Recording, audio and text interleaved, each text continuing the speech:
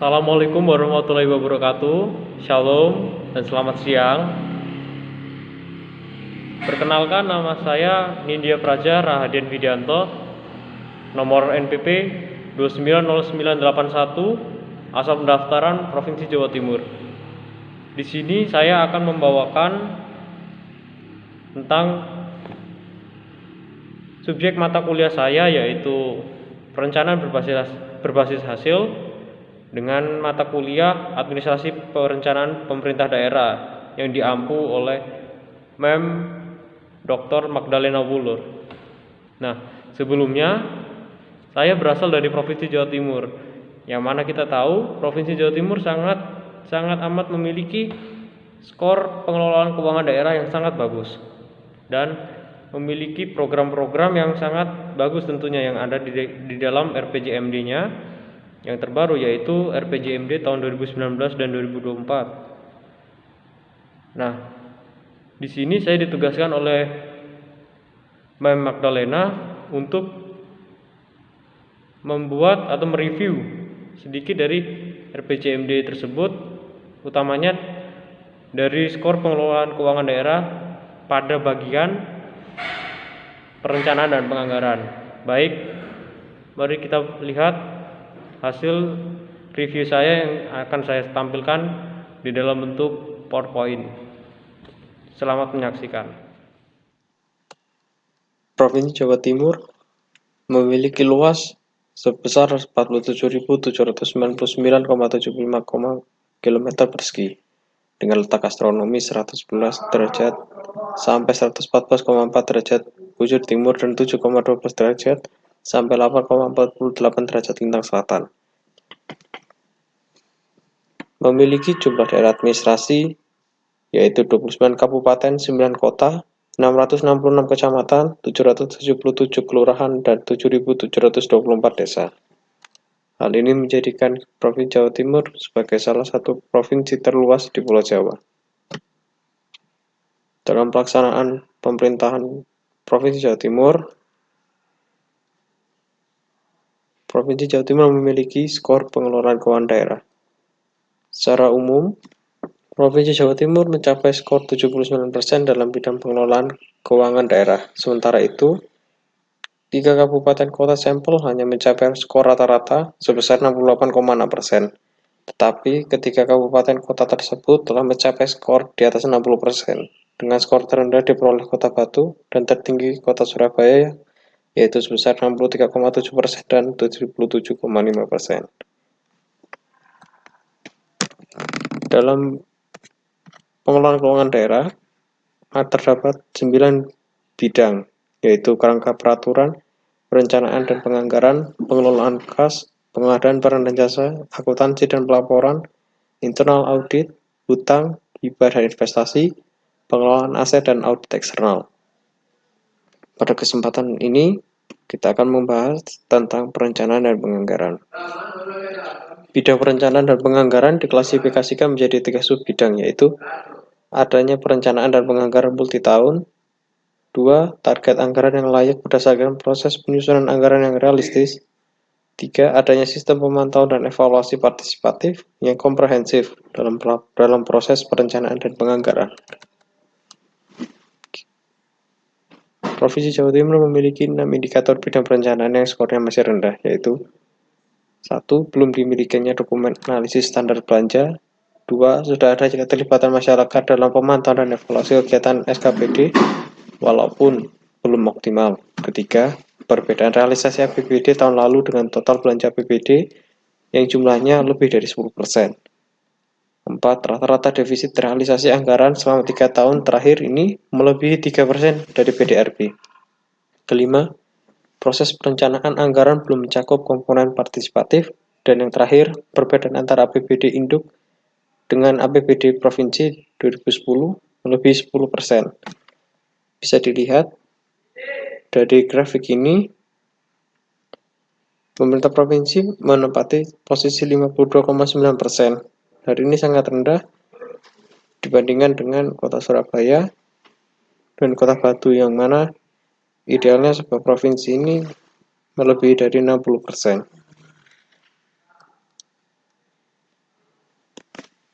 Seperti kita lihat, sistem pemantauan dan evaluasi partisipatif yang komprehensif dan dalam proses perencanaan dan penganggaran telah terbentuk. Pemerintah Provinsi Jawa Timur menempati posisi 45%. Hal ini menandakan bahwa dalam proses perencanaan dan penganggaran, pemerintah Provinsi Jawa Timur kurang melibatkan masyarakat sehingga tingkat partisipatifnya sangat rendah. Seperti kita dapat lihat, persentase kemiskinan di Provinsi Jawa Timur dari tahun ke tahun semakin menurun. Dari 12,28 sampai 10,85 di tahun 2018. Dan di tingkat nasional mencapai 9,66. Dan hal ini bisa kita lihat hampir di seluruh kabupaten kota yang ada di Jawa Timur menunjukkan penurunan tingkat kemiskinan di wilayahnya, yaitu di 38 kabupaten kota yang ada di Jawa Timur.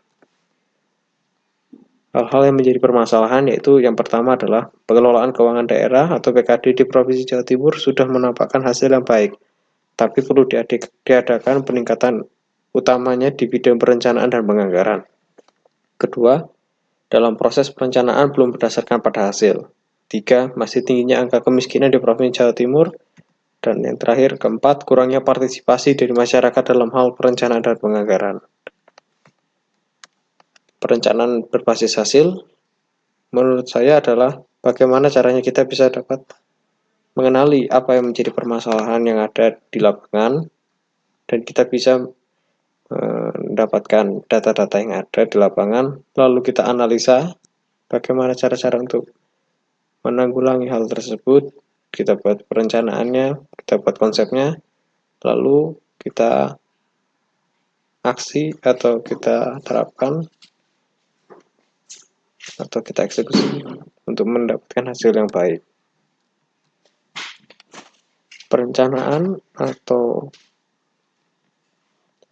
konsep-konsep yang kita pikirkan itu harus kita wujudkan dengan sebuah rencana, sebuah tujuan yang baik.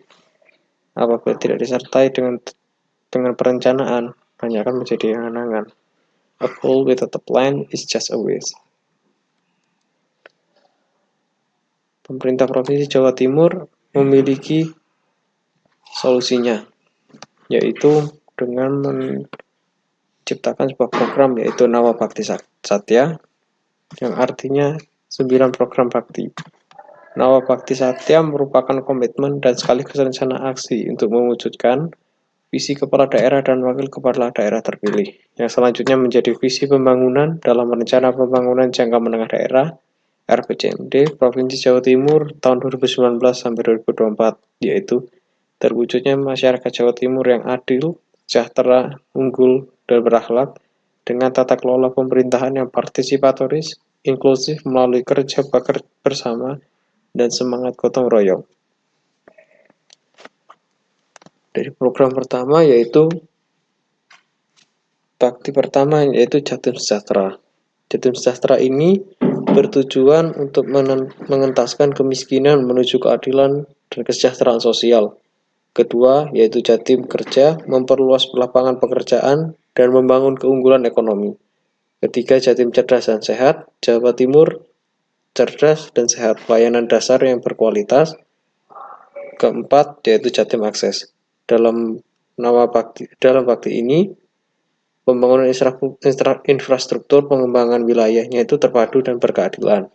Lalu Jatim Berkah dengan sasaran tujuan membangun karakter masyarakat yang berbasis nilai-nilai keasalian sosial, budi pekerti luhur, dan berintegritas.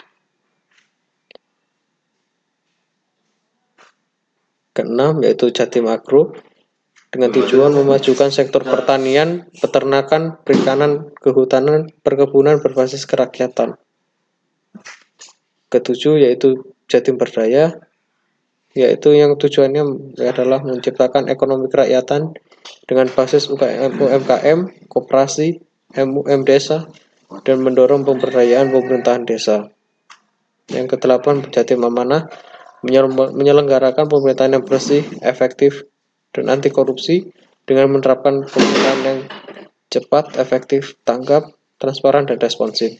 Dan yang kesembilan yaitu Jatim Harmoni, menjaga harmoni sosial dan alam dengan melestarikan kebudayaan dan lingkungan hidup.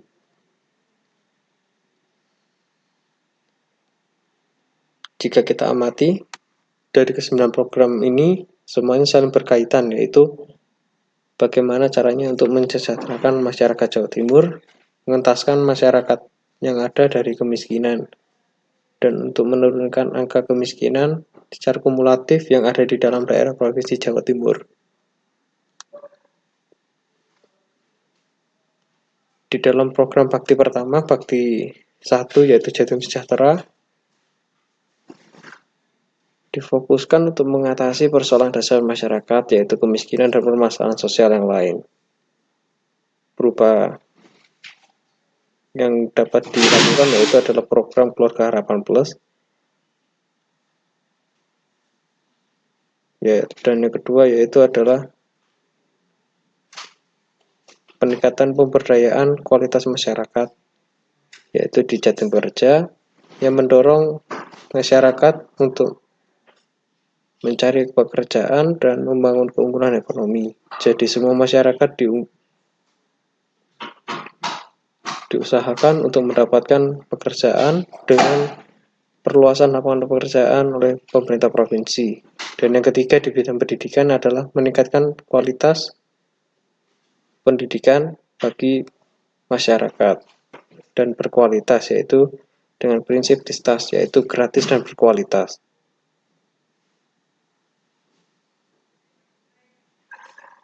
Dan yang keempat yaitu Jatim Akses adalah memberikan akses pembangunan yang sangat luas bagi masyarakat untuk membangun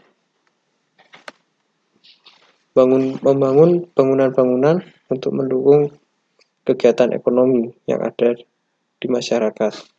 Pemerintah provinsi memberikan akses seluas-luasnya sehingga dapat menggenjot pertumbuhan ekonomi sehingga dapat menekan laju kemiskinan.